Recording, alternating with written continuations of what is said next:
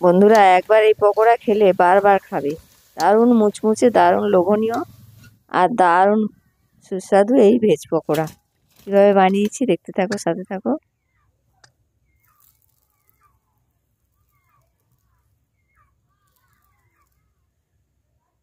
নমস্কার বন্ধুরা, মিনা ব্লগ এবং রান্নাতে তোমাদের সবাইকে স্বাগত। আজ আমি তোমাদের দেখাবো একদম আমাদের এদিকে মেলা পার্বণে সব জায়গায় যে পকোড়াটা পাওয়া যায়, সেটা হলো ভেজ পকোড়া।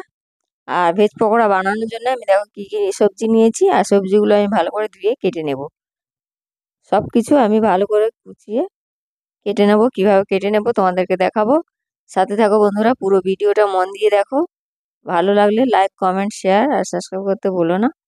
দেখো সবজিগুলো আমি কিভাবে কেটে নিয়েছি বটিতে, একদম ছোট্ট ছোট করে। বাঁধাকপি কেটেছি, ক্যাপসিকাম কেটেছি, বিনস, গাজর, পেঁয়াজ, কাঁচা লঙ্কা, সব সবজি আমি কেটে নিয়েছি। এবার আমি সবগুলো ধুয়েই কেটেছি প্রথমে, আর ধোবো না। আর এবার আমি সব সবজিগুলো গামলার মধ্যে নিয়ে আর লবণ মাখিয়ে দেব। 10 মিনিটের জন্য আমি লবণ মেখে রাখবো।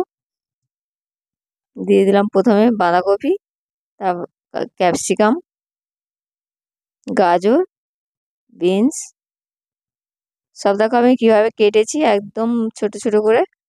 আর এই পকোড়া একবার খেলে বন্ধুরা বারবার খাবে। ভেজ পকোড়া বাচ্চা বড় সবাই খুবই পছন্দ করবে। বিকালে চায়ের সাথে তো দারুণ জমবে, চায়ের সাথে কিংবা মুড়ির সাথে। আর খুব সহজ রেসিপি, সবাই খুব সহজেই বানাতে পারবে। আর একবার খেলে ভুলতে পারবে না। দেখো সবগুলো আমি কিভাবে মেখে নিচ্ছি। লবণ দিয়েছি আর মেখে আমি 10 মিনিট ঢাকা দিয়ে রাখবো, যাতে এটা নরম হয়ে এর জলটা বেরিয়ে যায়। 10 মিনিট হয়ে গেছে, দেখো ঢাকা খুলেছি। এবার আমাদের দেখাবো কতটা এর জল বেরোবে। ভালো করে নিংড়ে আমি এটা বের করে নেব।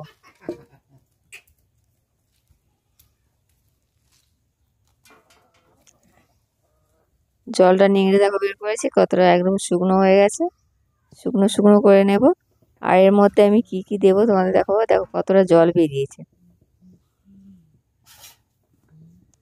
দিয়ে দিলাম কুচিয়ে রাখা কাঁচা লঙ্কা, তোমরা চাইলে লাল লঙ্কার গুঁড়ো দিতে পারো। দিয়ে দিলাম ময়দা, এই বাটির পরিমাণ মতো ময়দা।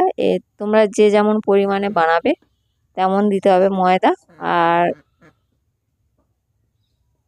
অ্যারারুট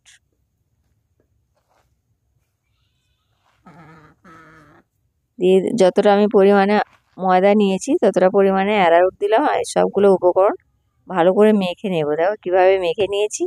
আর এর মধ্যে দেবো পরিমাণ মতো হলুদ, আর লবণ আগেই দিয়েছি আর দেবো না। আর দিয়ে দেবো পরিমাণ মতো জিরার গুঁড়ো, একটু টেস্ট হওয়ার জন্যে। দিয়ে আমি আবারও ভালো করে মেখে নেব। খুব সহজ রেসিপি, সহজভাবেই বানাতে পারবে। আর একদম মুচমুচে, খেতেও দারুণ টেস্টি আর খুবই লোভনীয়। আমি এটা ভালো করে মেখে নিয়েছি। আর এদিকে দেখো কড়াইতে তেল বসিয়েছি,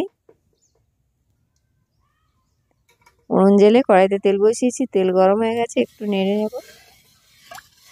তেল গরম হয়ে গেছে, আর দিয়ে দেবো ছোট্ট ছোট্ট করে গোল গোল করে বানিয়ে নেব। তোমরা যে যেমন শেপ দিতে পারো, আমি এমনি গোল গোল করে বানিয়ে নিচ্ছি পকোড়াটা। দেখো কীভাবে বানিয়েছি, এভাবে সবগুলো আমি বানিয়ে নেব। খুব সহজভাবেই বানিয়ে নিতে পারবে দারুণ টেস্টি মুচমুচে এই ভেজ পকোড়া। সবগুলো আমি এভাবে বানিয়ে নেবো, আর এক এক করে তেলের মধ্যে দিয়ে ভেজে নেব উল্টে পাল্টে।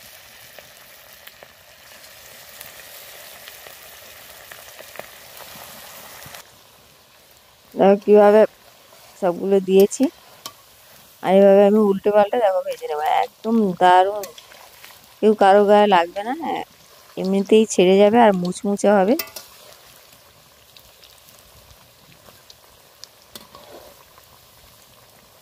এভাবে বানিয়ে খেয়ে বন্ধুরা কমেন্ট করতে ভুলো না।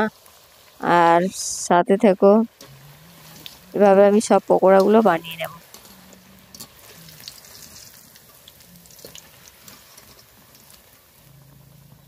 দেখছো বন্ধুরা কতটা একদম মুচমুচে হয়েছে খড়খড়ে। এইভাবে আমি সবগুলো পকোড়া ভেজে নেব। খুবই সহজ রেসিপি বন্ধুরা। আমার সবগুলো পকোড়া ভাজা হয়ে গেছে, দেখো কমপ্লিট। ভিডিও শেষ করছি, সাথে থাকো, সবাই সুস্থ থাকো, ভালো থাকো বন্ধুরা।